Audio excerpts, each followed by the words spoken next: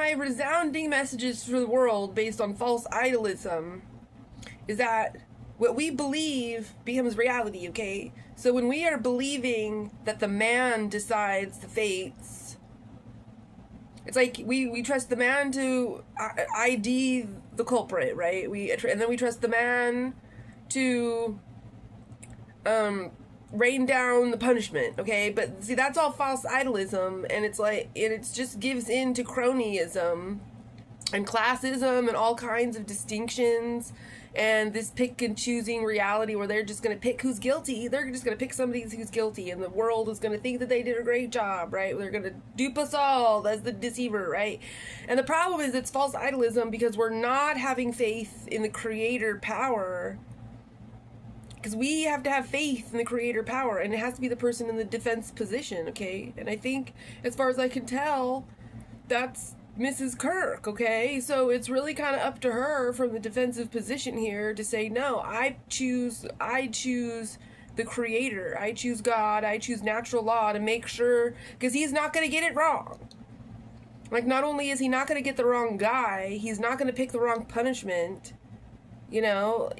And there's absolutely no profiteering involved, you know, there's no secondary, you know, special interests involved, you know, there's no avenues for, like, phooey corruption here, or, like, you know, an absolute conspiracy, you know, it's like, and that's what I think right now. Right now I think that she's the one in the defensive position, her kids are the ones in the defensive position, and it's up to them to say, no, we choose God to make sure we get the right guy and it's the right punishment.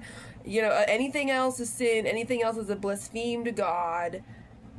You know, I don't really mean to be totally mean to her and call her like a false Christian, but, you know,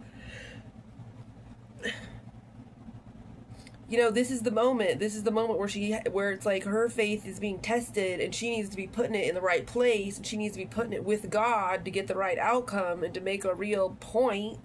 And it's like, it could be somebody magnanimous, you know, it could be all of a sudden somebody magnanimous pokes his fucking eye out to show the world, and she's the woman in the position to out him.